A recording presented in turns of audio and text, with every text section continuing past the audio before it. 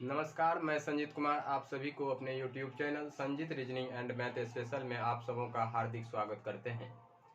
इस YouTube channel के माध्यम से मैं रीजनिंग में हम कैलेंडर चैप्टर से स्टार्ट किए और कैलेंडर में हम कुछ कैलेंडर शास्त्री के नियम पे भी चर्चा कर चुके हैं और कैलेंडर के इतिहास के बारे में हम संपूर्ण जानकारी प्राप्त कर चुके हैं।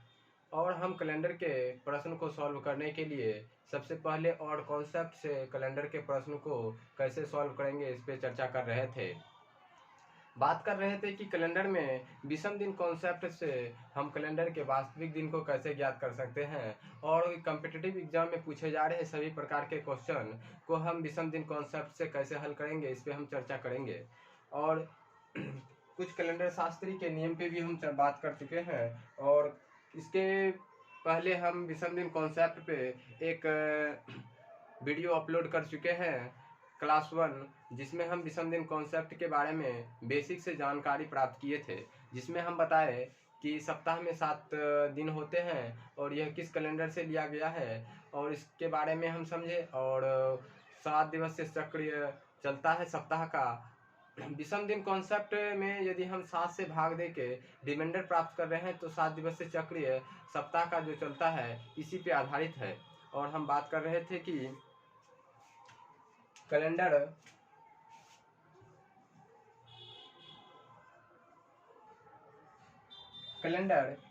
के बारे में हम सप्ताह, वर्ष और महीने के पारस्परिक संबंध को दर्शाने का एक साधन है, जिसमें हम सप्ताह के बारे में समझ चुके थे और महीने के बारे में भी हम पिछले वीडियो में बता चुके हैं और वर्ष के बारे में बताए हैं कि साधारण वर्ष 365 दिन का महीना होता है।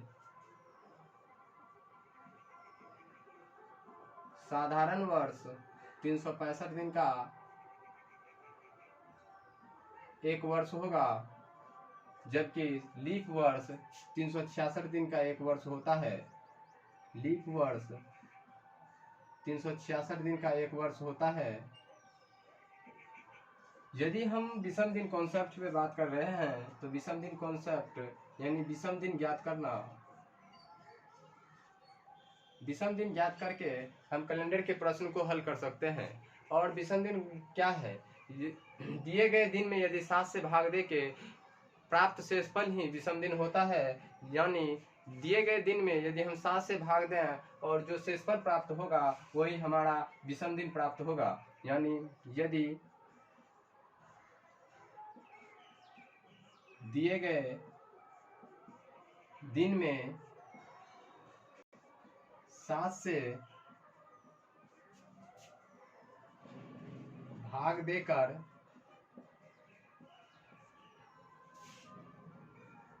जो शेषफल प्राप्त होता है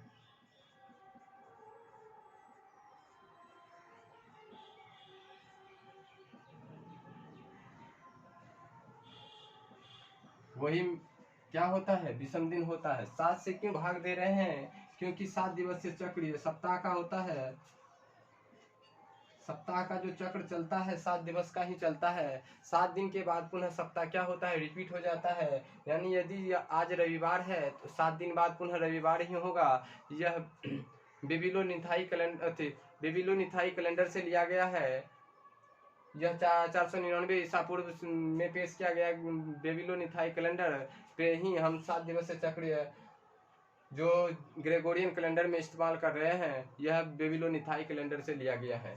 और यह 7 दिवसीय चक्र जो है पुनः रविवार से 7 दिन आगे जाने पे या 7 दिन पीछे जाने पे हमें रविवार का ही दिन प्राप्त होगा। यानी यह 7 दिवसीय चक्र जो होगा सप्ताह का यह पुनः रविवार 7 दिन के बाद रविवार ही होगा और 7 दिन पहले भी रविवार ही होगा। इस पे हम बात कर चुके हैं। यानी विषम दिन वह दिन होगा दिए गए दिन में 7 से भाग देकर जो शेषफल प्राप्त होगा वह क्या होगा? विषम दिन होगा। यानी साधारण वर्ष की बात करें तो साधारण वर्ष 365 दिन का एक वर्ष होता है। 365 दिन का एक वर्ष होता है और इसमें 52 सप्ताह प्लस 1 दिन रिमाइंडर प्राप्त होगा। यानी 365 में यदि हम 7 से भाग दें तो रिमाइंडर प्राप्त करेंगे तो कितना प्राप्त होगा, 1 प्राप्त होगा। यानी 52 सप्ताह का निर्माण करेगा और 1 दिन क्या बचेगा, शेष बचेगा 1 दिन। और यदि 365 दिन का लीप वर्ष हो रहा है तो वह कितने सप्ताह का निर्माण करेगा, 52 सप्ताह प्लस 2 दिन। यह कौन सा ईयर हो जाएगा, यदि 365 दिन का एक वर्ष होगा तो वह एक साधारण ईयर के रूप में होगा। और यदि 366 दिन का एक वर्ष होता है तो वह कितने दिन का ईयर होता है, 365 दिन का एक वर्ष होता है। और यदि वह 366 दिन का एक वर्ष होगा तो वह 29 फरवरी के रूप में, फरवरी का महीना होगा लीप वर्ष में। और लीप वर्ष प्रत्येक 4 साल बाद आता है, इस पे हम बात कर चुके हैं। यदि साधारण वर्ष में 52 सप्ताह और 1 दिन प्राप्त हो रहा है, यदि 1 तारीख को सोमवार का दिन है तो पुनः 31 दिसंबर को कौन सा दिन होगा, यानी 52 सप्ताह का पुनः निर्माण कर देगा, यानी सेम डेट में प्राप्त होगा हमें दिन। यदि हम लीप वर्ष की बात करें तो लीप वर्ष में यदि 1 तारीख को सोमवार का दिन है तो 31 दिसंबर को कौन सा दिन होगा, यानी यदि 1 तारीख को सोमवार है तो 1 दिन आगे हो जाएगा। लेकिन साधारण ईयर में प्रथम दिन और अंतिम दिन समान होता है। अब बात करते हैं कि प्रथम दिन और अंतिम दिन कैसे समान हो रहा है, इस पे हम चर्चा कर रहे हैं। साधारण ईयर 365 दिन का एक वर्ष होता है, लेकिन लीप ईयर 366 दिन का एक वर्ष होता है। और लीप ईयर प्रत्येक 4 साल में रिपीट होता है, यदि उसके बीच साधारण शताब्दी वर्ष न आए तो। यदि साधारण शताब्दी वर्ष आए तो वह पुनः 8 साल बाद ही 28 फरवरी आएगा और वहाँ 366 दिन का एक वर्ष होगा।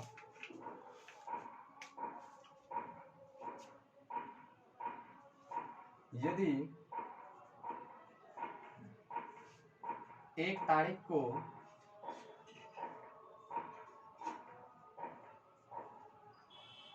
सोमवार का दिन है, सोमवार है तो 31 तारीख को कौन सा दिन होगा,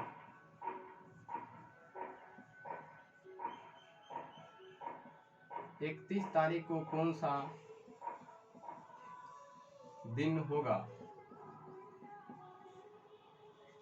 यदि प्रश्न पूछा जाए कि यदि 1 तारीख को सोमवार का दिन है तो 31 तारीख को कौन सा दिन होगा, यानी यह जो ग्रेगोरियन कैलेंडर में 7 दिवस से चक्र चल रहा है, यह 7 दिनों का एक सप्ताह होता है। यदि 1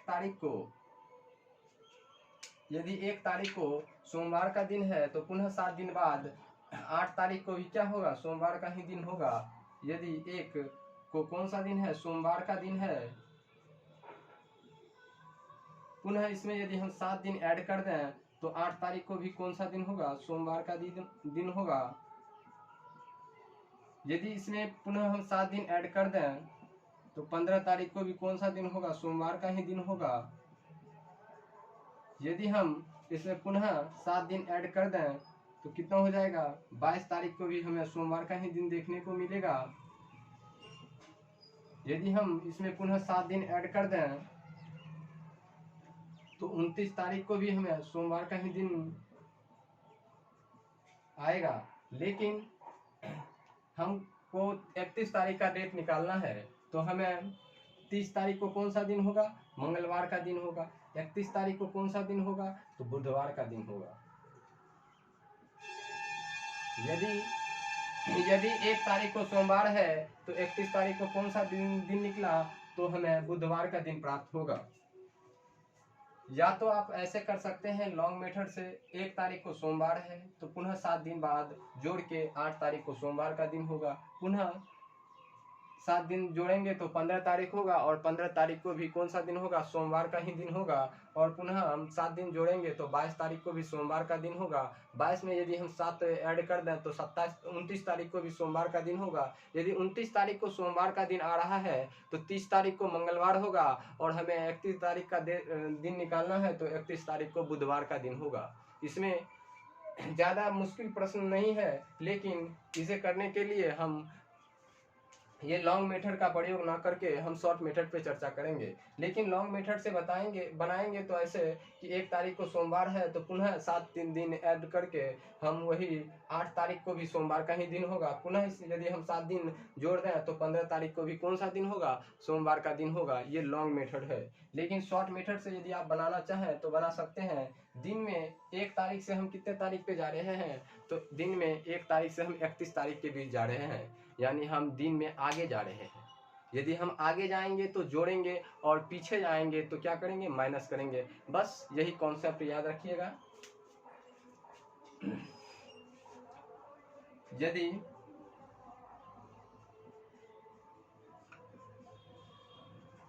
दिन में आगे जाएंगे तो जोड़ेंगे,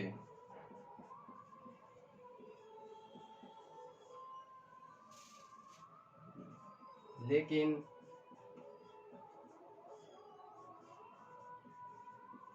पीछे आने पर घटाएंगे। अब किसमें घटाएंगे, दिए गए दिन में या तो हम आगे जाएंगे तो जोड़ेंगे और पीछे आएंगे तो क्या करेंगे, घटा देंगे। दिए गए दिन में यदि 1 तारीख को सोमवार है और हमें 31 तारीख का डेट मालूम करना है तो बड़े में छोटे को घटाएंगे, यानी 31 में 1 को माइनस करेंगे तो कितना हो जाएगा, 30। और 30 को यदि हम 7 से भाग दे के विषम दिन निकाल लें तो 30 में यदि हम 7 से भाग दें तो विषम दिन कितना प्राप्त होगा, 2 दिन विषम दिन प्राप्त होगा।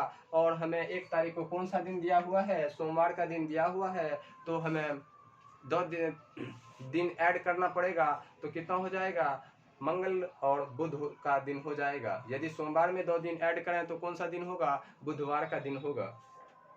या तो आप ऐसा कर सकते हैं, बड़े में छोटे को क्या करेंगे, माइनस करेंगे। 31 माइनस 1 यानी 30। 30 में किससे भाग देंगे, 7 से भाग देंगे। 7 से क्यों भाग दे रहे हैं, क्योंकि सप्ताह जो है 7 दिन का होता है।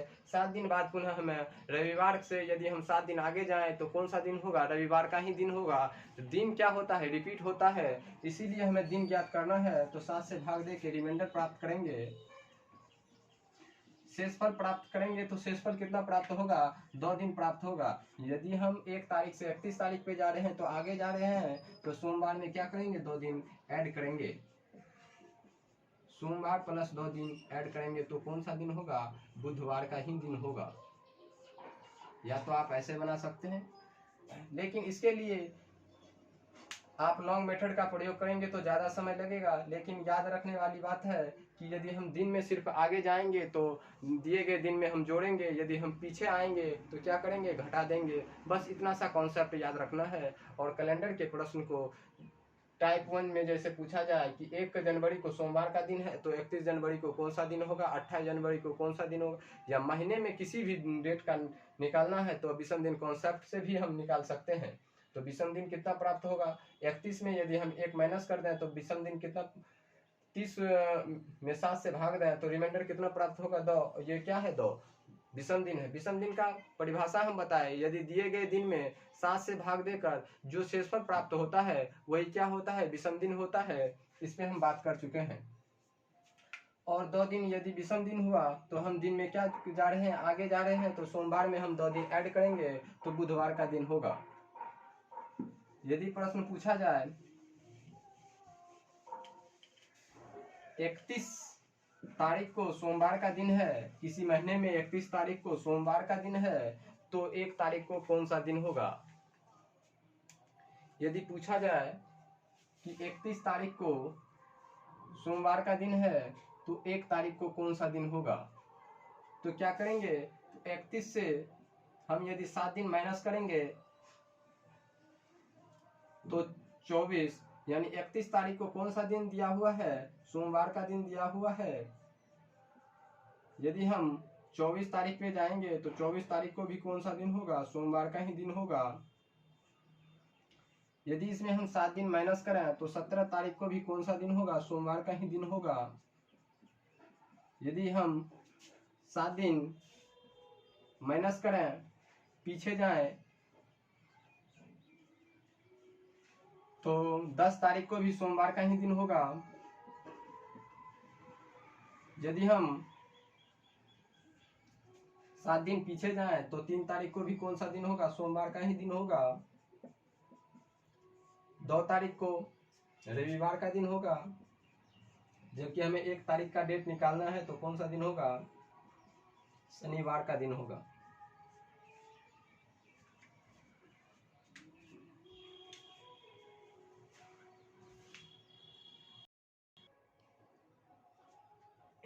यदि हम 31 तारीख को सोमवार का दिन दिया हुआ है और 1 तारीख का डेट निकालना है तो 31 तारीख से हम 7 दिन घटा माइनस कर करके यदि हम जाएंगे 3 तारीख तक तो 3 तारीख को भी हमें सोमवार का ही दिन होगा। हमें 1 तारीख का दिन ज्ञात करना है तो 1 तारीख को कौन सा दिन होगा? सोमवार में यदि हम 2 दिन माइनस कर दें तो शनिवार का दिन होगा। यह एक लॉन्ग मेथड हो गया। लेकिन यदि हम विषम दिन कॉन्सेप्ट से इसे हल करें तो विषम दिन कॉन्सेप्ट से हल करने के लिए बड़े में छोटे को घटाएंगे तो दोनों का अंतर कितना हो जाएगा? कितने दिनों का दोनों के बीच अंतर है? तो 30 दिनों का अंतर है। 31 तारीख से हम 1 तारीख पे जा रहे हैं तो कितने दिन का अंतर है? तो 30 दिन का अंतर है। यदि 30 में हम 7 से भाग दें, दिए गए दिन में यदि 7 से भाग दें तो क्या प्राप्त होगा? विषम दिन प्राप्त होगा। और विषम दिन कितना प्राप्त हो जाएगा? 2 दिन विषम दिन प्राप्त होगा। रिमाइंडर कितना प्राप्त होगा? 2 दिन। तो यदि हम सोमवार में 2 दिन माइनस करें, सोमवार माइनस 2 यानी माइनस कर रहे हैं क्योंकि 31 तारीख से हम 1 तारीख पे जा रहे हैं। यदि हम 1 तारीख से 31 तारीख पे आएंगे तो प्लस करेंगे क्योंकि दिन में हम आगे जाएंगे तो प्लस करेंगे और दिन में यदि हम पीछे जाएंगे तो माइनस करेंगे। सोमवार में यदि 2 दिन पीछे जाए तो शनिवार का दिन प्राप्त होगा। यही मेरा आंसर हो जाएगा।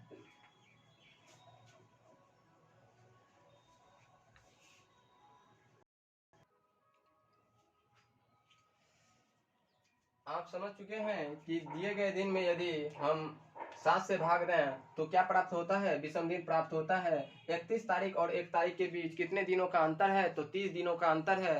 30 दिनों में यदि हम 7 से भाग दे के रिमाइंडर प्राप्त करें तो 2 दिन रिमाइंडर प्राप्त हो रहा है। वह क्या है? रिमाइंडर क्या होगा? विषम दिन होगा। तो यदि हम दिन में पीछे जाएंगे तो क्या करेंगे? माइनस करेंगे। यदि दिन में हम आगे जाएंगे तो प्लस करेंगे। आप नोट करके लिख सकते हैं। सिर्फ यदि आगे जाएंगे तो प्लस करेंगे,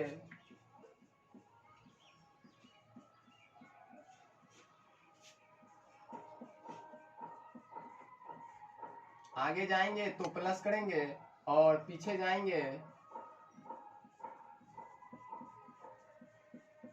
तो माइनस करेंगे। यह 2 पॉइंट आप अभी नोट कर सकते हैं कि आगे जाएंगे तो प्लस करेंगे। दिन में दिए गए दिन में यदि हम आगे जाएंगे तो क्या करेंगे? प्लस करेंगे। और यदि हम पीछे जाएंगे तो दिए गए दिन में क्या करेंगे? माइनस करेंगे। सिर्फ यही कॉन्सेप्ट से हम आंसर को निकाल सकते हैं। और दोनों के बीच यदि हम ऐसे पेन फ्री यूज करना चाहें, आंसर निकालना चाहें तो निकाल सकते हैं। 31 में एक माइनस करेंगे तो कौन सा दिन होगा? 30 दिनों का गैप मिलेगा और 30 दिन का गैप जो मिलेगा 7-7 दिन बाद जो है पुनः यदि 31 तारीख को सोमवार है तो 7-7 दिन बाद सोमवार का ही दिन प्राप्त होगा। इसलिए यदि हम 7 से भाग दें तो रिमाइंडर कितना प्राप्त होगा? 2 दिन प्राप्त होगा। 31 तारीख से हम पीछे जा रहे हैं तो 31 तारीख से हम 2 दिन पीछे जाएंगे तो कौन सा दिन प्राप्त होगा? शनिवार का दिन प्राप्त होगा। सोमवार से यदि हम 2 दिन पीछे जाएंगे तो शनिवार का दिन प्राप्त होगा।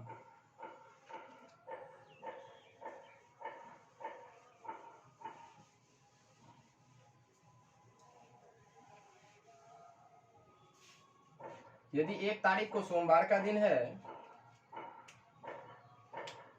यदि 1 तारीख को सोमवार का दिन है और हमें यदि 365 तारीख का दिन ज्ञात करना है तो हम कैसे ज्ञात करेंगे? या तो हम 7-7 दिन के गैप में जाएंगे तो हमें ज़्यादा लॉन्ग मेथड पे जाना होगा और ज़्यादा समय लग जाएगा। लेकिन यदि हम दोनों के बीच में यदि अंतर देख लें तो कितने दिनों का अंतर है? 364 दिनों का अंतर है। क्योंकि दिए गए दिन में क्या करेंगे? माइनस करेंगे। 365 माइनस 1 यानी 364 दिन का गैप मिलेगा। और 364 दिन का गैप मिलेगा तो प्रत्येक गैप 7 दिनों पे क्या करेगा? रिपीट कर देगा सप्ताह का चक्र। और इसमें रिमाइंडर प्राप्त होगा कितना? 1 दिन। यानी इसमें रिमाइंडर कितना प्राप्त हो जाएगा? यानी 0 दिन प्राप्त होगा रिमाइंडर।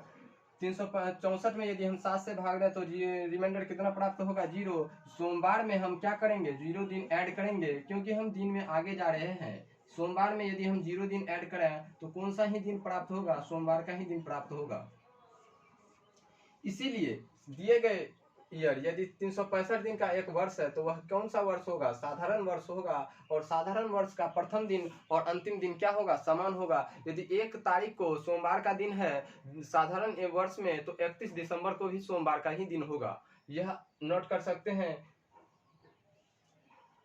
साधारण वर्ष में प्रथम दिन और अंतिम दिन समान होता है।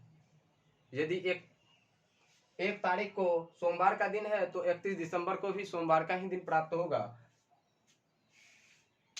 जैसे यदि हम दिन में पीछे जाएंगे तो क्या करेंगे? 365 माइनस 1, यदि 364 प्राप्त होगा और 364 में यदि 7 से भाग देंगे तो रिमाइंडर कितना प्राप्त होगा? 0। और यदि हम पीछे जाएंगे तो सोमवार में 0 दिन माइनस करेंगे, फिर भी हमें कौन सा दिन प्राप्त होगा? सोमवार का ही दिन प्राप्त होगा। या तो ऐसे ज्ञात कर सकते हैं और नोट में लिख सकते हैं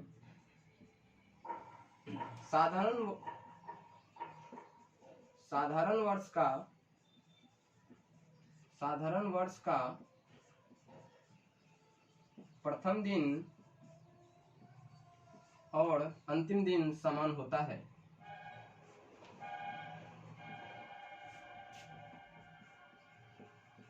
अंतिम दिन समान होता है।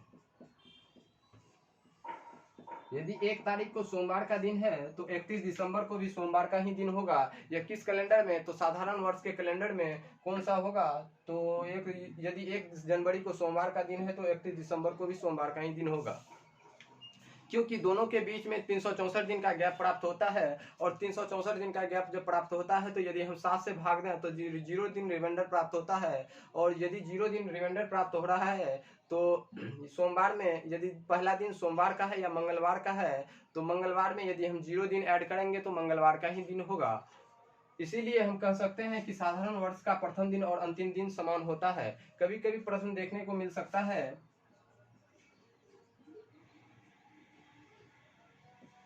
1 जनवरी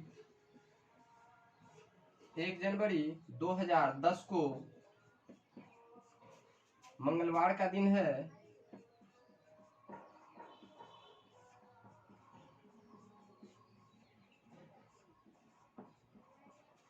तो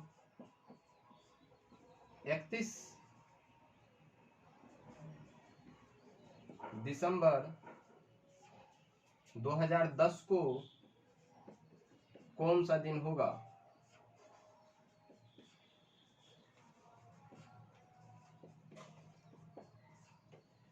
यदि प्रश्न पूछा जाए 1 जनवरी 2010 को सोमवार मंगलवार का दिन है, यह पता नहीं है कि 1 जनवरी 2010 को मंगलवार है। यह वास्तविक भी हो सकता है और काल्पनिक भी हो सकता है। लेकिन 1 जनवरी 2010 को यदि हमें दिया है कि मंगलवार का दिन है तो 31 दिसंबर 2010 को कौन सा दिन होगा यह ज्ञात करना है। तो प्रथम दिन यदि 1 जनवरी किसी भी साधारण ईयर में, यह कौन सा ईयर है? 2010 एक साधारण ईयर है, क्योंकि दिए गए ईयर में यदि हम 4 से भाग दें तो यानी दिए गए अंतिम 2 अंक में 4 से भाग दें तो यह क्या होगा?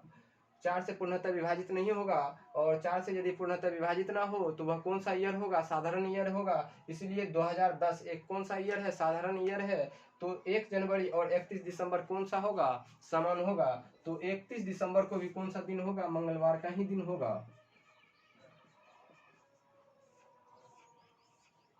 यदि 1 जनवरी 2010 को मंगलवार का दिन है तो 31 दिसंबर 2010 को भी मंगलवार का ही दिन होगा। यदि पूछा जाए 1 जनवरी 2010 को मंगलवार का दिन है तो 15 जनवरी 2011 को कौन सा दिन होगा? तो 15 जनवरी 2011 का डेट निकालना है। यदि 15 जनवरी 2011 का डेट निकालना है तो आप 1 जनवरी से सीधा 31 दिसंबर पे जा सकते हैं। 31 दिसंबर का भी कौन सा दिन होगा? सेम डेट में होगा, क्योंकि यह एक साधारण ईयर है। तो 31 दिसंबर को यदि सोमवार है तो शुरुआती कौन सा दिन होगा?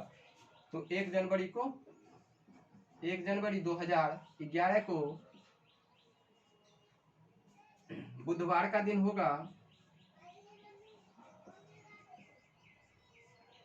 31 जनवरी 1 जनवरी 2011 को कौन सा दिन होगा? बुधवार का दिन होगा। यदि इसमें हम 7 दिन ऐड करें तो 8 तारीख को भी कौन सा दिन होगा? बुधवार का दिन होगा। यदि हम पुनः 7 दिन ऐड करें तो 15 तारीख को भी कौन सा दिन होगा? बुधवार का ही दिन होगा। या तो आप ऐसे ज्ञात कर सकते हैं, या आप ऐसे भी सोच सकते हैं कि 1 जनवरी 2010 को मंगलवार का दिन है, तो 15 जनवरी 2011 का डेट निकालना था। 15 जनवरी 2011 को कौन सा दिन होगा? 15 जनवरी 2011 का डेट निकालना है तो 1 जनवरी 2010 को मंगलवार है, तो 31 दिसंबर 2010 को भी कौन सा दिन होगा? मंगलवार का दिन होगा। क्यों होगा? क्योंकि यह एक साधारण ईयर है, और साधारण ईयर में प्रथम दिन और अंतिम दिन क्या होता है? समान होता है। तो 31 दिसंबर 2010 को भी कौन सा दिन होगा? मंगलवार का ही दिन होगा। और यदि हम 15 तारीख पे जाएं तो कितना दिन आगे जाना पड़ेगा? 15 दिन। यदि 15 में हम 7 से भाग दें तो रिमाइंडर कितना प्राप्त होगा? 1 प्राप्त होगा। यदि हम दिन में क्या जा रहे हैं? आगे जा रहे हैं। 1 जनवरी 2010 से या 15 जनवरी 2011 पे जा रहे हैं, तो 15 जनवरी 2011 पे जाना है, तो दिन में क्या जा रहे हैं? आगे जा रहे हैं। तो क्या करेंगे? जोड़ेंगे। तो 15 में यदि हम 7 से भाग दें तो रिमाइंडर प्राप्त तो कितना होगा? 1। यदि हम 15 में 7 से भाग दें तो रिमाइंडर प्राप्त होगा 1। और यदि हम मंगल में एक दिन जोड़ दें, क्योंकि दिन में हम आगे जा रहे हैं, मंगलवार में हम एक दिन ऐड करेंगे, तो कौन सा दिन होगा? बुधवार का दिन होगा।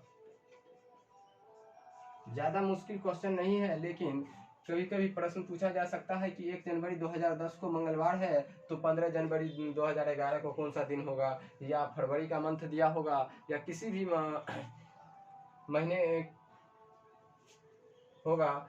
यहाँ हो सकता है या तो मार्च का महीना हो या दिसंबर का महीना हो, यह आप याद कर सकते हैं। यदि पूछा जाए 31 दिसंबर 2011 को कौन सा दिन होगा, तो यह भी आप पेन फ्री ज्ञात कर सकते हैं। 1 जनवरी 2010 को मंगलवार का दिन है, तो 31 दिसंबर 2011 का दिन ज्ञात करना है। तो 31 दिसंबर 2010 का कौन सा दिन होगा? मंगलवार का दिन होगा। तो शुरू कौन सा दिन से होगा? पुनः बुधवार के दिन से शुरू होगा। 1 जनवरी 2011 बुधवार का है, तो 31 दिसंबर 2011 भी कौन सा दिन होगा? बुधवार का दिन होगा। क्योंकि प्रथम साधारण ईयर में प्रथम दिन और अंतिम दिन क्या होता है? समान होता है। यानी यदि 1 तारीख को सोमवार है तो 31 दिसंबर को भी क्या होगा? सोमवार का ही दिन होगा। किसमें? तो यह एक साधारण ईयर में। और अब बात कर लेते हैं लीप ईयर में। यदि 1 तारीख को सोमवार का दिन है तो 366 तारीख को कौन सा दिन होगा? क्योंकि 366 दिन का एक वर्ष होता है, लीप वर्ष 366 दिन का एक वर्ष होता है।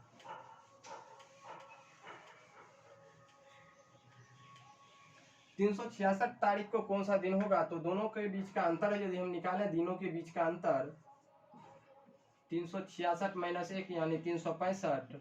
365 में यदि 7 से भाग दे के रिमाइंडर प्राप्त करें यानी विषम दिन, तो कितना प्राप्त हो जाएगा? 1 दिन। सोमवार में यदि हम 1 दिन ऐड करें, क्योंकि दिन में हम आगे जा रहे हैं, सोमवार प्लस 1 दिन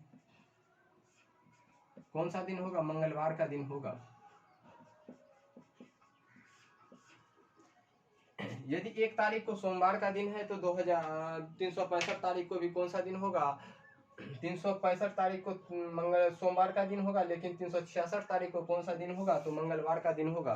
क्यों हो रहा है? क्योंकि यदि दोनों के बीच का अंतर देखा जाए तो 365 दिन का अंतर हुआ, और 365 दिन का अंतर हुआ तो 7 से यदि हम भाग दें तो रिमाइंडर कितना प्राप्त हो जाएगा? रिमाइंडर हमें 1 प्राप्त होगा। और रिमाइंडर यदि हमें 1 प्राप्त हो रहा है तो हम एक दिन में आगे जाएंगे, तो क्या हो जाएगा? मंगलवार का दिन होगा। आप नोट कर सकते हैं। यदि आप लिखना चाहें तो लिख सकते हैं, लीप वर्ष का प्रथम दिन और अंतिम दिन असमान रहता है। लीप वर्ष का प्रथम दिन और अंतिम दिन असमान होता है।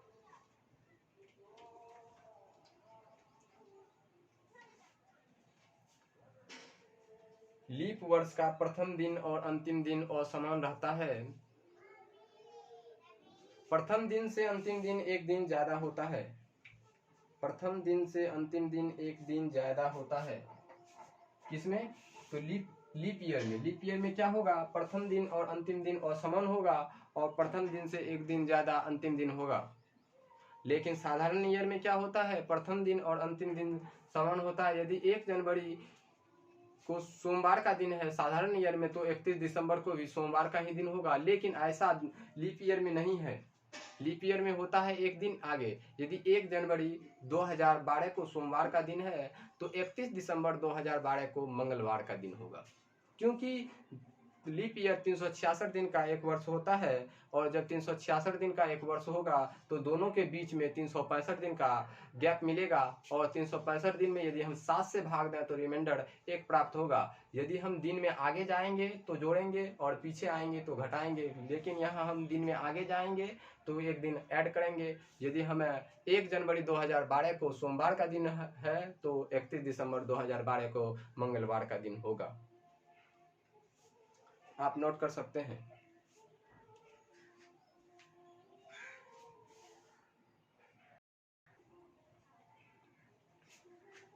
लीप वर्ष में प्रथम दिन और अंतिम दिन असमान रहता है। प्रथम दिन से अंतिम दिन क्या होगा, एक दिन ज्यादा होगा। यह आप नोट कर चुके हैं, पिछले वीडियो के माध्यम से भी हम बता चुके थे। लेकिन हम पीछे से थोड़ा रिवाइज करते हुए चलेंगे और तो हमें विषम दिन कॉन्सेप्ट से हल करने में कोई दिक्कत नहीं होगा। तो लीप वर्ष के बारे में आप समझ गए कि लीप वर्ष 366 दिन का एक वर्ष होता है। और 366 दिन में यदि 1 तारीख को सोमवार है तो 366 तारीख को निकालना है, तो दोनों के बीच कितना दिन का गैप होगा, 365 दिन का गैप होगा।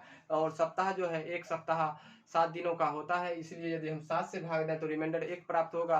दिन में हम आगे जाएंगे तो एक दिन जोड़ेंगे, दिन में यदि हम पीछे जाएंगे तो क्या करेंगे, घटाएंगे। यदि वर्ष का विषम दिन निकालना है, यदि हमें 15 साल का विषम दिन निकालना होगा या 20 साल का विषम दिन निकालना होगा, क्योंकि एक वर्ष में यदि साधारण वर्ष है तो विषम दिन कितना प्राप्त होता है, 1। यदि लीप वर्ष है तो विषम दिन कितना प्राप्त होगा, 2। क्योंकि 52 सप्ताह 366 दिन का वर्ष होगा एक वर्ष, तो 52 सप्ताह और 2 दिन का निर्माण करेगा। 52 सप्ताह तो 7 दिवस से चक्रीय में हो जाएगा, लेकिन 2 दिन कौन सा दिन होगा, विषम दिन होगा। तो आप लिख सकते हैं लीप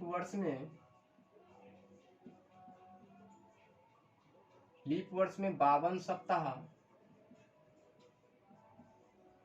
प्लस 2 दिन होता है।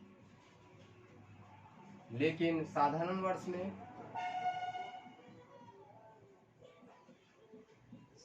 वर्ष में क्या होगा, 52 सप्ताह प्लस 1 दिन। लीप वर्ष 52 सप्ताह 2 दिन का होता है और साधारण वर्ष 52 सप्ताह 1 दिन का होता है। यदि 52 सप्ताह 52 गुने 7 करेंगे तो कितना हो जाएगा, 364, और 364 को यदि हम 2 फ्री ऐड करेंगे तो 366। लीप वर्ष कितने दिन का वर्ष होता है, 366 दिन का एक वर्ष होता है। लेकिन साधारण वर्ष 52 सप्ताह 1 दिन होगा, यानी 365 दिन का एक वर्ष होगा। यहाँ तक तो आप समझ चुके हैं।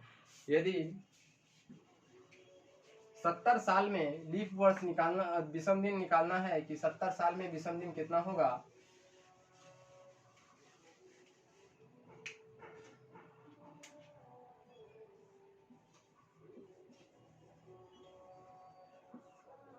सत्तर साल में विषम दिन कितना होगा, 70 साल में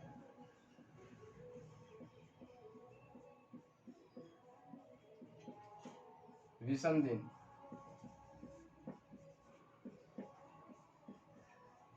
ज्ञात करें।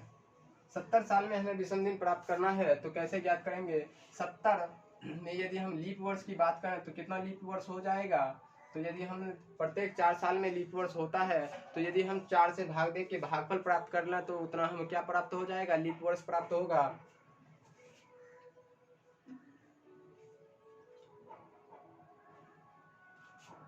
यदि हम 70 में 4 से भाग दें और भागफल प्राप्त करें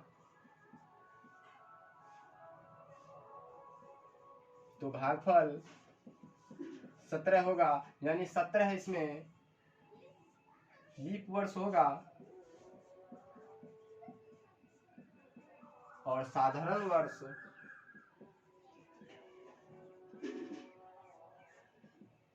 70-17, क्योंकि 17 यदि लीप वर्ष है तो बाकी साधारण वर्ष होगा, यानी कितना हो जाएगा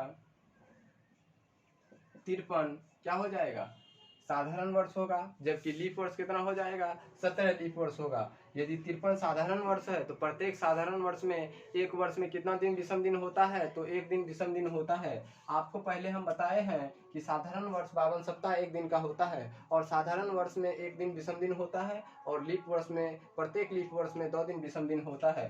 तो 52 53 साधारण वर्ष होगा तो 53 गुने 1 प्लस 17 लीप वर्ष होगा तो 17 गुने 2। इसे आप 53 प्लस 34 यानी 87। यदि हम 87 में 7 से भाग दें तो पुनः रिमाइंडर प्राप्त करें तो विषम दिन कितना हो जाएगा 87 में पुनः यदि हम 7 से भाग दे के रिमाइंडर प्राप्त करें तो रिमाइंडर कितना प्राप्त हो जाएगा 3, क्योंकि 70 7 से पूर्णतः विभाजित हो जाएगा, बाकी बचा 17 में यदि हम 7 से भाग दें तो कितना प्राप्त हो जाएगा विषम दिन 3।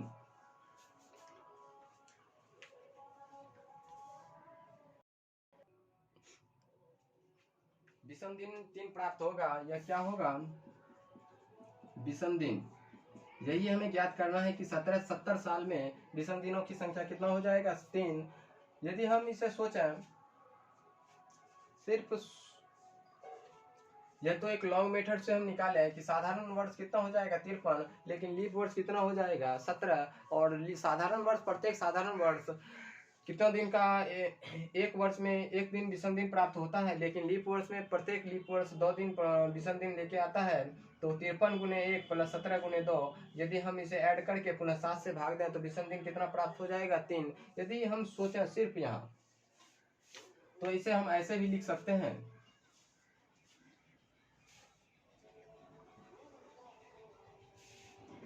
यहाँ से 53 गुने 1 प्लस 17 गुने 1 प्लस 17 गुने 1। यदि दोनों को ऐड करें तो कितना प्राप्त हो जाएगा 70 गुने 1 प्लस 17 गुने 1, यानी कितना वर्ष था 70 वर्ष था।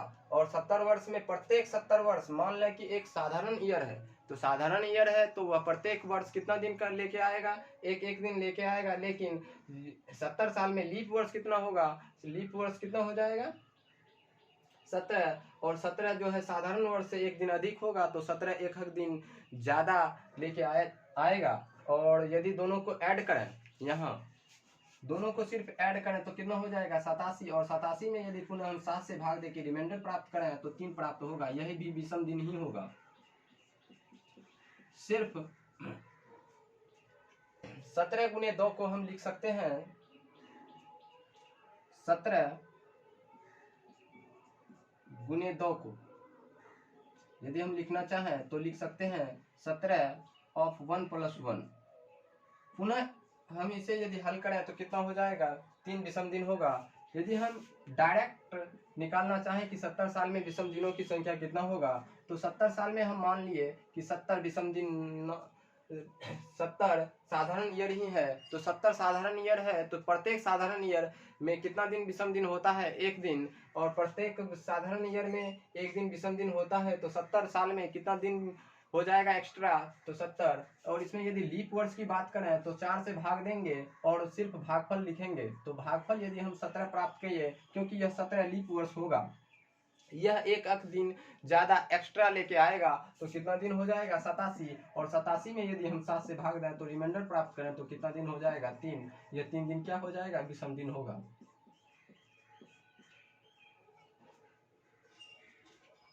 आप नोट कर सकते हैं।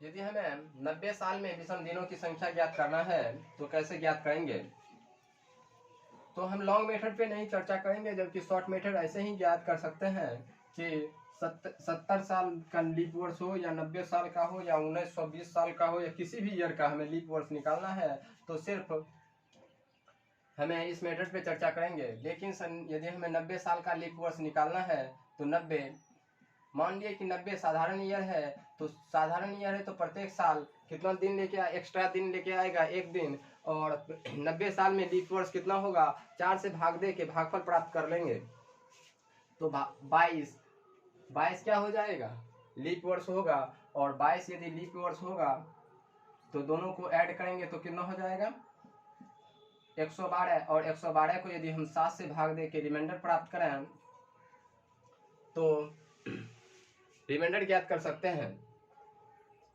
करना क्या है, यदि 90 साल का विषम दिनों की संख्या ज्ञात करना है तो सिर्फ 90 गुना 1 और कितना विषम दिन है, सिर्फ लीप वर्ष कितना है, दोनों को ऐड कर देंगे। और दोनों को ऐड करने के बाद हम 7 से भाग दें तो हमें कौन सा दिन होगा, विषम दिन प्राप्त होगा। 7 एकम 7 बचा 42। और 42 में यदि हम 7 से भाग दें तो रिमाइंडर कितना प्राप्त होगा, 0। यानी 90 साल में विषम दिन कितना हो जाएगा, 0 दिन विषम दिन होगा।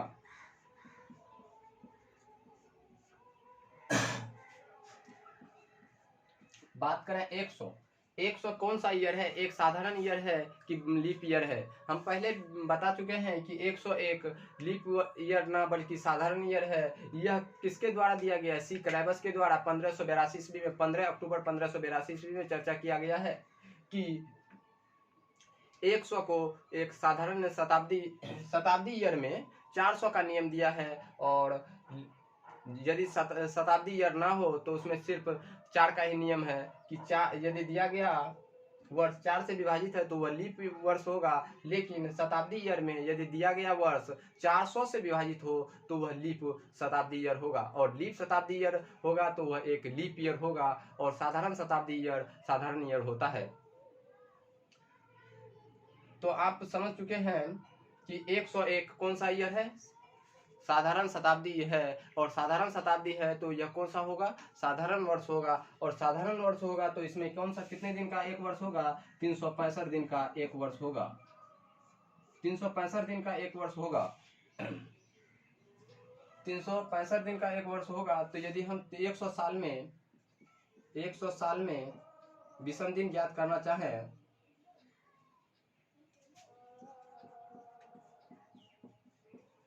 100 साल में विषम दिन कितना होगा,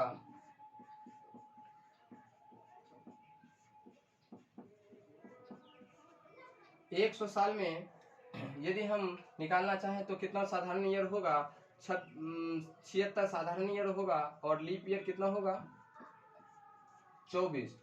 यदि हम 100 में 4 से भाग दें तो भागफल 25 प्राप्त होता है। लेकिन 101 साधारण ईयर है न कि लीप ईयर में काउंट करेंगे। यदि हम 100 में 4 से भाग दें तो भागफल कितना प्राप्त होगा, 25। और 25 प्राप्त होगा तो 100 कौन सा ईयर हो जाएगा, लीप ईयर हो जाएगा। यदि लीप ईयर नहीं है तो कितना लीप ईयर होगा, 24।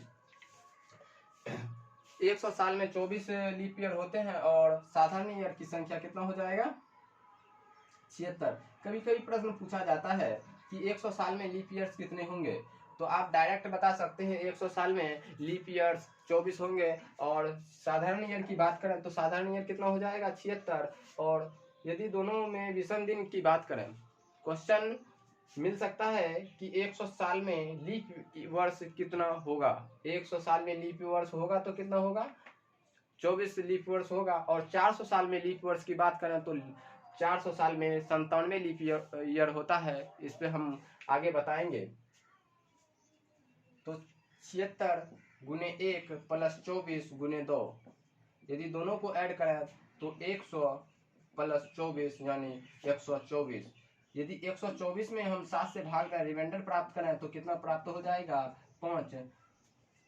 यह क्या होगा, 100 साल में विषम दिनों की संख्या हो जाएगा। 100 साल में विषम दिन कितना हो जाएगा, 5। और 100 साल में साधारण वर्ष कितना हो जाएगा, 76। और लीप वर्ष कितना हो जाएगा, 24। लेकिन अब यदि हमें 110 साल की बात करें या 120 साल या 170 साल में कितना विषम दिन होगा इसे ज्ञात करना है, तो 100 साल में 5 प्राप्त हो जाएगा और हम 70 दिन आगे जाएंगे, 70 साल आगे जाएंगे तो 70 साल के लिए हम निकाल सकते हैं, 90 साल के लिए भी निकाल सकते हैं। यदि हमें क्वेश्चन 190 साल में विषम दिन ज्ञात करना है,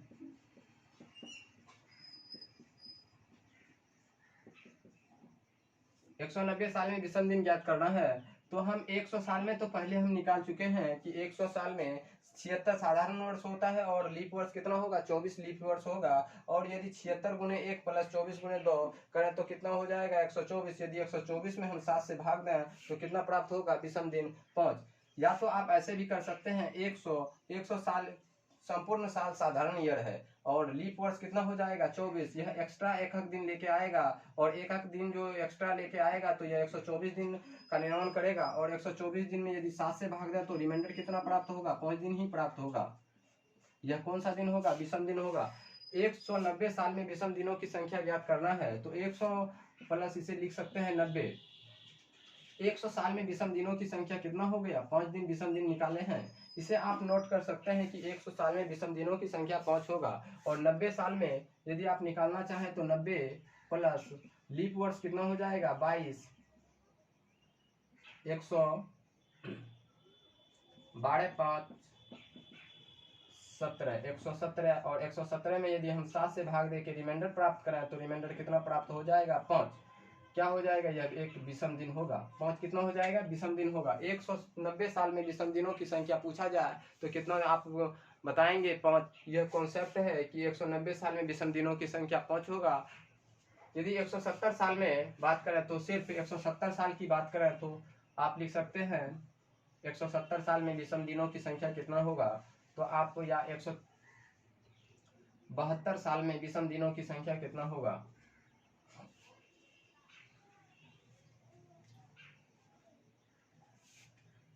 तो 100 साल में विषम दिनों की संख्या 5 आप पहले ज्ञात कर चुके हैं, लेकिन आप यदि पुनः लॉन्ग मेथड पे जाएंगे तो पुनः ज़्यादा समय लगेगा। लेकिन आप 100, 200, 300 और 400 का प्रत्येक विषम दिनों की संख्या आप यदि याद रखेंगे तो आसानी होगी प्रश्न को सॉल्व करने में। 100 साल में विषम दिनों की संख्या 5 हुआ और 72 प्लस 72 में लीप वर्ष की संख्या 18। यदि टोटल को ऐड करें तो कितना हो जाएगा, 90 प्लस 5 यानी कितना हो जाएगा, 95। यदि दोनों को ऐड करें तो कितना हो जाएगा, 90 प्लस 5 95। और 95 में यदि हम 7 से भाग दें तो रिमाइंडर कितना प्राप्त होगा, 4। यह क्या हो जाएगा, विषम दिन होगा। यानी 172 साल में विषम दिनों की संख्या कितना हो जाएगा, 4 होगा। और यदि हम 200 साल पे बात करें तो 200 साल में विषम दिनों की संख्या क्या होगा, और 300 साल में विषम दिनों की संख्या क्या होगा, और 400 साल में विषम दिनों की संख्या क्या होगा। ग्रेगोरियन कैलेंडर जो आप पढ़ रहे हैं यह कितना सटीक है, इस पे हम पिछले वीडियो में बताए हैं कि उसमें बताया कि ग्रेगोरियन कैलेंडर को कितना दिन तक आप इस्तेमाल कर सकते हैं, यह कितना शुद्ध है। और इसमें जो शताब्दी वर्ष का नियम दिया गया है सी क्लाइबस के द्वारा 15 अक्टूबर 1582 ईस्वी में, तो यह किस आधार पे दिया गया है इस पे हम चर्चा कर चुके हैं। और यदि 100, 200 और 300, 400 साल का हम विषम दिन याद रखें तो हमें क्वेश्चन को सॉल्व करने में ज़्यादा समय नहीं लगेगा, क्योंकि संपूर्ण कैलेंडर ग्रेगोरियन कैलेंडर जो है 400 साल में पुनः रिपीट हो जाता है। संपूर्ण कैलेंडर कितने साल में रिपीट होता है, तो 400 साल में रिपीट होता है। लेकिन हिजरी कैलेंडर या यहूदी कैलेंडर की बात करें, यहूदी कैलेंडर 19 साल बाद रिपीट होता है। या मुस्लिम कैलेंडर की बात करें तो हिजरी या मुस्लिम कैलेंडर, जिसे इस्लामिक कैलेंडर के भी नाम से जानते हैं, यह 33 से 34 साल में रिपीट होता है। लेकिन ग्रेगोरियन कैलेंडर जिसे अंतर्राष्ट्रीय में अभी मान्यता प्राप्त है, तो यह 400 साल में पुनः रिपीट हो जाएगा। संपूर्ण कैलेंडर ग्रेगोरियन कैलेंडर कितने साल में रिपीट होता है, तो 400 साल में रिपीट होता है। लेकिन यदि आप 400 साल तक का कैलेंडर ज्ञात कर सकते हैं तो कोई दिक्कत नहीं है कैलेंडर के प्रश्न को सॉल्व करने में। आप 100 साल में विषम दिनों की संख्या 5 दिन विषम दिन हुआ, इसे आप नोट कर सकते हैं। और 200 दिन में यदि विषम दिनों की संख्या पूछा जाए तो आप कह सकते हैं 100 साल में 5 दिन विषम दिन हुआ। यदि हम 200 साल में विषम दिनों की संख्या ज्ञात करें तो 5 गुने 2 यानी 100 गुने 2 करेंगे तो 200 प्राप्त होगा, यानी 5 गुने 2 यानी 10। 10 में यदि 7 से भाग दें तो रिमाइंडर कितना प्राप्त हो जाएगा? 3। यानी 200 साल में विषम दिनों की संख्या कितना हो जाएगा? तो 3, क्योंकि 5 दूने 10 और 5 में यदि 2 से गुना करेंगे तो 10 प्राप्त होगा, और 10 में यदि 7 से भाग दें तो रिमाइंडर कितना प्राप्त होगा? 3। यह क्या होगा? 200 साल में विषम दिनों की संख्या कितना हो जाएगा? 3 दिन विषम दिन होगा। और 300 साल में ज्ञात करेंगे और 400 साल में ज्ञात करेंगे। उसके बाद हम किसी भी ईयर का विषम दिन मात्र 2 सेकंड में ज्ञात कर सकते हैं। यदि आप विषम दिन ज्ञात कर लिए तो कैलेंडर में वास्तविक दिन को ज्ञात करने में ज्यादा समय नहीं लगेगा। लेकिन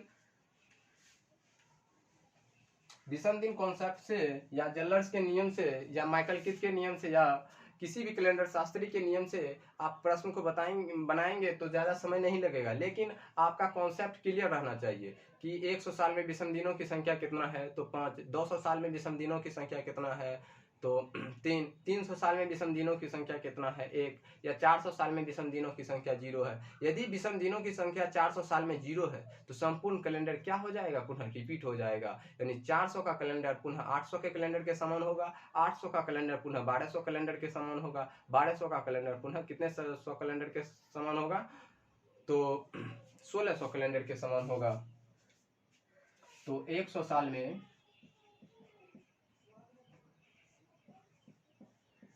विषम दिन कितना हो जाएगा? 5 दिन। और 200 साल में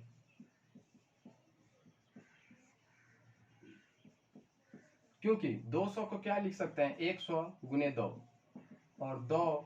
अब 100 में कितना विषम दिन हुआ? 5। दोनों को यदि मल्टीप्लाई किए तो कितना प्राप्त हुआ? 10। यदि 10 में 7 से भाग जाए तो रिमाइंडर कितना प्राप्त हो जाएगा? 3। ये क्या है? विषम दिन है।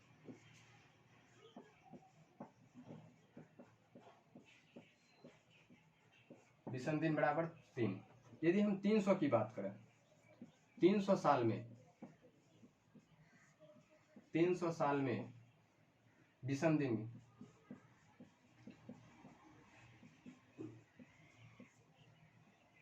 शताब्दी ईयर में आपको बताए कि 100, 200 और 300 को एक साधारण शताब्दी वर्ष के रूप में माना गया और 400 को एक लीप शताब्दी वर्ष के रूप में मान्यता दिया गया, क्योंकि 400 का नियम सी कलाबस के द्वारा दिया गया, क्योंकि 0.00781 के करीब जो है एक्स्ट्रा दिन दे रहे थे 400 साल में, और 400 साल में 3 पॉइंट कुछ एक्स्ट्रा दिन को कम करने के लिए ही शताब्दी वर्ष का नियम दिया गया है। यह शताब्दी वर्ष का नियम को यदि आप पढ़ना चाहें तो पिछले वीडियो को आप देख सकते हैं कि शताब्दी वर्ष का नियम में कहाँ सी कलाबस का नियम का प्रयोग किया गया, कहाँ कैलेंडर को शुद्ध किया गया। इसके बारे में संपूर्ण जानकारी हम कैलेंडर के इतिहास में बता चुके हैं, और ग्रेगोरियन कैलेंडर को गहराई से कैसे समझेंगे इस पर हम चर्चा कर चुके हैं। और हम विषम दिन कॉन्सेप्ट से कैसे कैलेंडर के प्रश्न को सॉल्व करेंगे इस पे अभी हम चर्चा कर रहे हैं। 300 साल में विषम दिनों की संख्या ज्ञात करेंगे तो 300 को आप 3 गुने 100 लिख सकते हैं, और इस क्या हो जाएगा? 3 गुने 5 यानी 15। 15 में यदि हम 7 से भाग दें तो रिमाइंडर कितना प्राप्त होगा? 1। यानी 300 दिन में विषम दिनों की संख्या कितना हो जाएगा? 1 दिन विषम दिनों की संख्या हो जाएगा।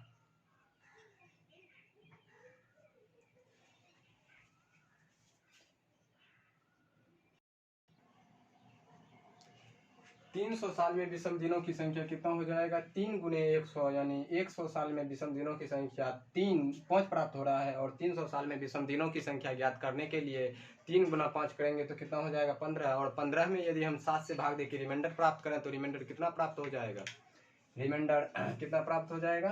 1। यानी 300 साल में विषम दिनों की संख्या पूछा जाए तो कितना हो जाएगा? 1। यानी 400 साल में यदि हम विषम दिनों की संख्या ज्ञात करें, 400 साल में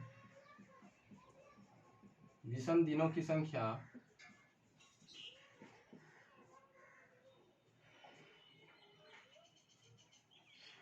तो 4 × 100 क्या हो जाएगा, 4 × 5 यानी 20, और 400 एक शताब्दी, कौन सा शताब्दी ईयर है, लीप शताब्दी ईयर है। और लीप शताब्दी ईयर साधारण शताब्दी ईयर से कितना दिन ज़्यादा होता है, 1 दिन ज़्यादा होता है। और साधारण शताब्दी वर्ष को साधारण ईयर के रूप में माना जाता है, और लीप शताब्दी वर्ष को लीप वर्ष के रूप में माना जाता है। और लीप वर्ष साधारण वर्ष से कितना दिन ज़्यादा होता है, 1 दिन ज़्यादा होता है। यानी 400 साल जब होगा, यानी 400 का कैलेंडर में 29 फरवरी होगा, और 29 फरवरी होगा तो वह 366 दिन का वर्ष होगा, ना कि 365 दिन का वर्ष होगा। 365 दिन का वर्ष कौन कौन सा होगा, 300 साल, यानी 300 का कैलेंडर, 365 वर्ष, 365 दिन का एक वर्ष होगा। 200 का कैलेंडर कितना दिन का होगा, 365 दिन का एक वर्ष होगा। और 100 का कैलेंडर 365 दिन का एक वर्ष होता है। और 400 का कैलेंडर कितना दिन का होगा, 366 दिन का एक वर्ष होगा। और इसमें एक्स्ट्रा दिन कितना आ जाएगा, 1 दिन, क्योंकि यह एक लीप वर्ष होगा। और लीप वर्ष होगा तो साधारण वर्ष लीप वर्ष से कितना दिन ज़्यादा होता है, 1 दिन ज़्यादा होता है। यदि हम दोनों को ऐड करें तो 21 में यदि हम 7 से भाग दे के रिमाइंडर प्राप्त करें तो कितना प्राप्त हो जाएगा, 0। यानी 400 साल में संपूर्ण कैलेंडर क्या हो जाएगा, रिपीट हो जाएगा। कितने 100 साल में रिपीट हो जाएगा, 400 साल में संपूर्ण कैलेंडर रिपीट हो जाएगा। और आप याद रख सकते हैं 100 में विषम दिनों की संख्या 5, 100 साल में विषम दिनों की संख्या कितना हो जाएगा, 5। और 200 साल में विषम दिनों की संख्या 3, 300 साल में विषम दिनों की संख्या 1, और 400 साल में विषम दिनों की संख्या 0। 100 में कितना विषम दिनों की संख्या हुआ, 5। 200 साल में विषम दिनों की संख्या 3, 300 साल में विषम दिनों की संख्या 1, और 400 साल में विषम दिनों की संख्या 0। और संपूर्ण कैलेंडर कितने 100 साल में रिपीट होता है, 400 साल में रिपीट होता है। यानी 100 साल का कैलेंडर, 100 साल का कैलेंडर किस साल के कैलेंडर के समान होगा, 500 साल के कैलेंडर के समान होगा। और 500 का कैलेंडर किस साल के कैलेंडर के समान होगा, 900 साल के कैलेंडर के समान होगा। जबकि 200 का कैलेंडर कितने 100 साल के कैलेंडर के समान होगा, इसमें 400 ऐड करेंगे तो 600 साल के कैलेंडर के समान होगा। यदि हम 600 का कैलेंडर कितने 100 साल के कैलेंडर के समान होगा, यह 1000 साल के कैलेंडर के समान होगा। यदि हम बात करें 300 का कैलेंडर पुनः 400 साल बाद रिपीट होता है तो 700 के कैलेंडर के समान होगा। और 700 का कैलेंडर 1200, 700 का कैलेंडर 1100 साल के समान होगा। और 400 का कैलेंडर 400 साल बाद रिपीट होता है संपूर्ण कैलेंडर, तो 800 साल के कैलेंडर के समान होगा। और 800 का कैलेंडर कितने 100 साल के कैलेंडर के समान होगा, 1200 कैलेंडर के समान होगा। कौन कौन सा ईयर हुआ, शताब्दी ईयर हुआ। और यदि शताब्दी ईयर हुआ तो इसमें तो 29 फरवरी होगा ही नहीं, क्योंकि 100 को साधारण शताब्दी वर्ष के रूप में मान्यता दिया गया है, और 200 को भी साधारण शताब्दी वर्ष के रूप में मान्यता दिया गया है। और साधारण शताब्दी वर्ष में 29 फरवरी नहीं होगा, जबकि लीप शताब्दी वर्ष में 29 फरवरी होगा। यदि 29 फरवरी होगा तो लीप शताब्दी वर्ष में ही सिर्फ होगा। 400, 800, 1200, 1600, 2000, 2400, ये सब में क्या होगा, 29 फरवरी होगा। यदि वह 29 फरवरी हो रहा है तो 29 फरवरी 29 फरवरी 400 का वास्तविक दिन क्या हो जाएगा, मंगलवार का दिन होगा। 29 फरवरी 800 का वास्तविक दिन क्या हो जाएगा, मंगलवार का दिन होगा। 29 फरवरी 1200 का कौन सा दिन होगा, मंगलवार का दिन होगा। इसी तरह हम कह सकते हैं कि किसी भी शताब्दी में यदि कितना दिन 29 फरवरी का महीना आए तो वह कौन सा दिन लेके आएगा, तो वह मंगलवार का दिन लेके आएगा। आप इसमें याद नहीं कर सकते हैं, रख सकते हैं, लेकिन आप समझ सकते हैं कि 400 का कैलेंडर 800 के समान हुआ। और 400 में सिर्फ 29 फरवरी होगा, 800 में सिर्फ 29 फरवरी होगा, ना कि 300 में 29 फरवरी होगा। इसीलिए शताब्दी वर्ष लीप शताब्दी वर्ष में 29 फरवरी आएगा, साधारण शताब्दी वर्ष में 29 फरवरी आएगा नहीं। और साधारण शताब्दी वर्ष या लीप शताब्दी वर्ष जिसमें 29 फरवरी आएगा वह कितना दिन का होगा, वह कौन सा दिन होगा, मंगलवार का दिन लेके आएगा। 300 में तो मंगलवार आएगा नहीं, क्योंकि यह 29 फरवरी लेके आएगा नहीं। और यह एक कौन सा ईयर है, साधारण शताब्दी वर्ष है। साधारण शताब्दी वर्ष साधारण वर्ष होता है, लीप शताब्दी वर्ष लीप वर्ष होता है। यह किसके द्वारा मान्यता दिया गया, सी कलाइबस के द्वारा मान्यता दिया गया। नहीं तो पहले जूलियस सीजर द्वारा जो तैयार किया गया कैलेंडर जूलियन कैलेंडर है, उसमें 100 को भी लीप वर्ष के रूप में माना लीप वर्ष है, और 200 भी एक लीप वर्ष है। और जूलियस सीजर द्वारा जो तैयार किया गया कैलेंडर है जूलियन कैलेंडर, यह 700 साल में संपूर्ण कैलेंडर रिपीट करता है। लेकिन ग्रेगोरियन कैलेंडर की बात करें तो आप आधिकारिक रूप से ग्रेगोरियन कैलेंडर इस्तेमाल कर रहे हैं, और ग्रेगोरियन कैलेंडर 400 साल में क्या होता है, रिपीट होता है। जब 400 साल में रिपीट होगा तो 400 का कैलेंडर 800 के समान होगा, 300 का कैलेंडर 700 के समान होगा। आप इतना तो समझ सकते हैं। तो आप सिर्फ याद रख सकते हैं 100 साल में विषम दिनों की संख्या कितना हो जाएगा। 100 साल में विषम दिनों की संख्या 5 होगा। 200 साल में विषम दिनों की संख्या 3, 300 साल में विषम दिनों की संख्या कितना होगा, 1। यदि बात करें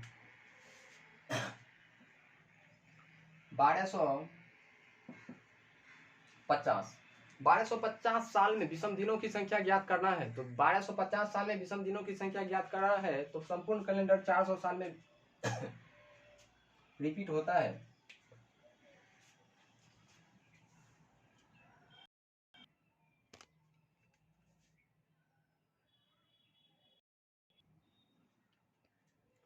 संपूर्ण कैलेंडर 400 साल में रिपीट होता है, तो इसे लिख सकते हैं 400 गुने 3 प्लस 50, यानी 400 साल में कितना दिन विषम दिन प्राप्त हो रहा है, 0 दिन।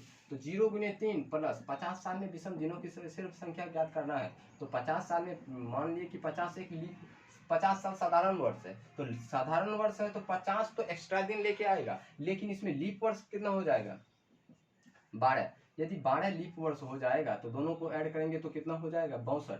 यानी 62 में यदि हम 7 से भाग दें तो रिमाइंडर प्राप्त करने के लिए कितना प्राप्त हो जाएगा, यानी 70 तो पूर्णतः विभाजित हो जाएगा, और 70 से कितना कम है, 8 कम है, तो रिमाइंडर कितना प्राप्त हो जाएगा, 6, या क्या हो जाएगा, विषम दिन हो जाएगा।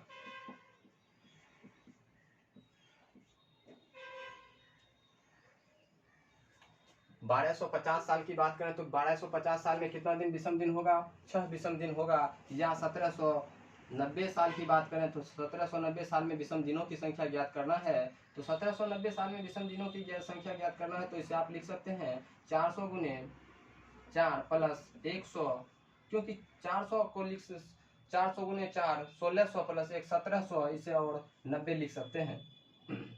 400 साल में विषम दिनों की संख्या 0, 100 साल में विषम दिनों की संख्या 5, 90 साल में विषम दिनों की संख्या ज्ञात करना है।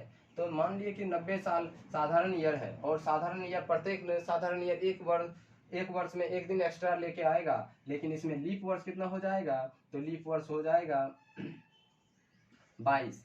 यदि दोनों को ऐड करें तो कितना हो जाएगा,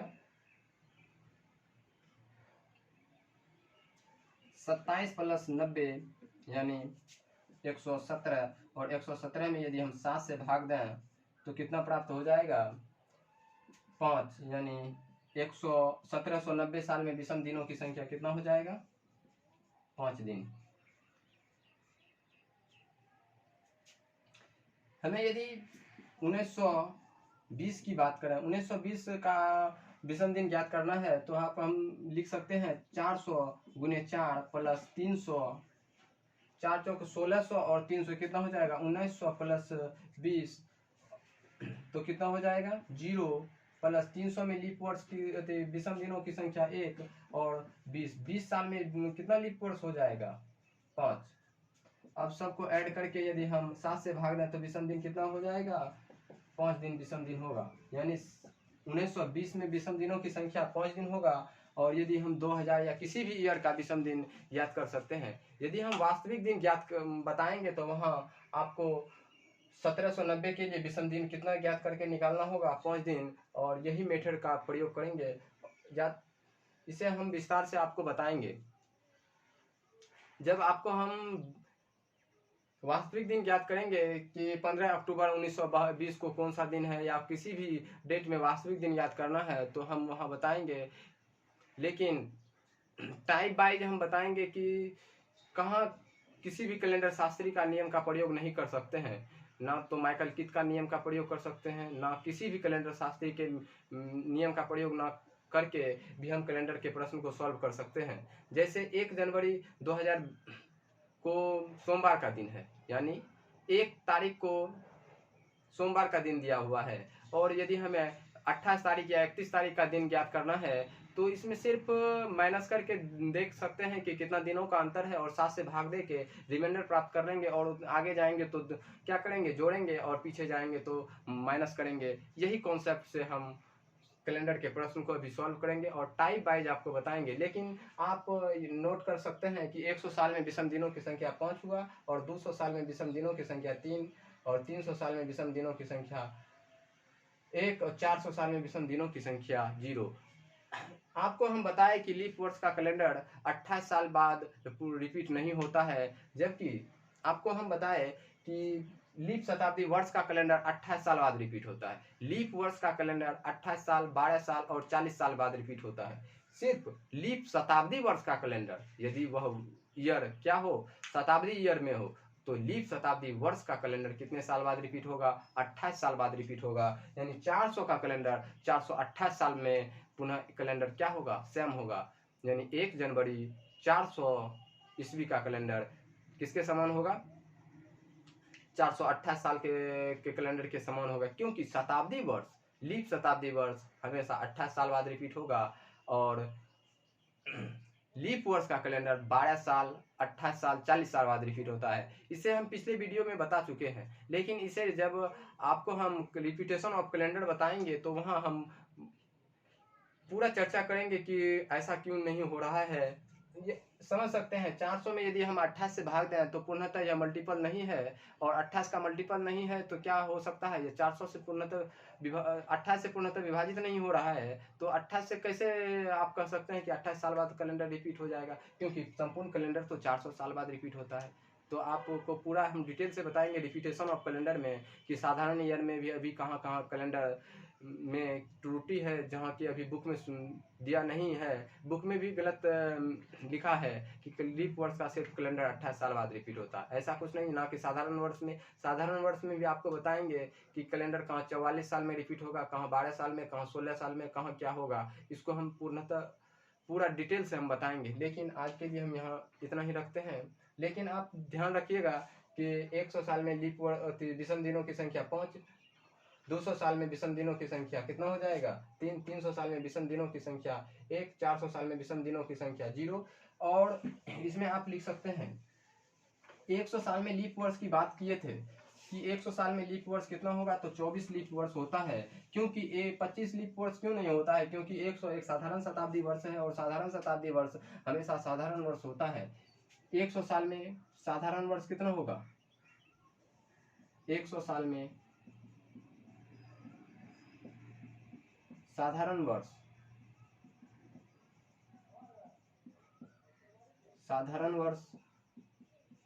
76, और लीप वर्ष क्या हो जाएगा, 24।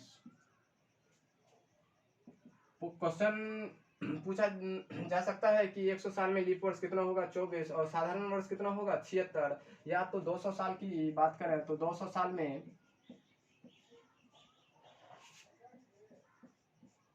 साधारण वर्ष कितना हो जाएगा, साधारण वर्ष 76 गुने 2 यानी 152, और लीप वर्ष कितना हो जाएगा, लीप वर्ष 48। 300 साल में साधारण वर्ष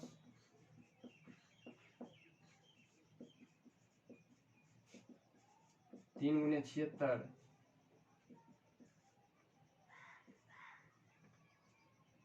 और लीप वर्ष